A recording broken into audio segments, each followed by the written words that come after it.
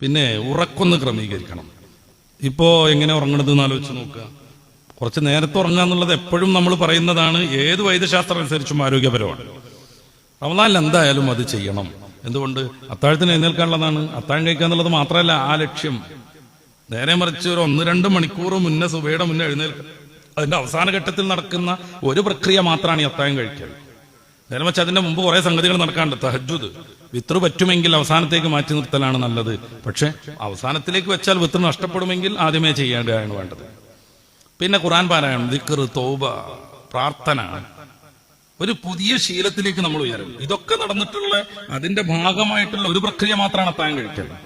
ഒരു 10-15 മിനിറ്റ് മുമ്പ് അത്താഴം കഴിച്ച് ഫ്രീ ആയി, വായൊക്കെ വൃത്തിയാക്കി, വെള്ളം കുടിക്കേണ്ടതൊക്കെ കുടിച്ച്, ഔഷധം സേവിക്കേണ്ടവരൊക്കെ അതൊക്കെ ചെയ്ത് നല്ല മനസ്സോടുകൂടെ അങ്ങനെ പള്ളിയിലിരിക്കണം, വാങ്ങും പ്രതീക്ഷിച്ചിട്ട്. ആ ഇരുത്തത്തിന്റെ പ്രതിഫലം നമുക്ക് കണക്കാക്കാൻ പറ്റില്ല.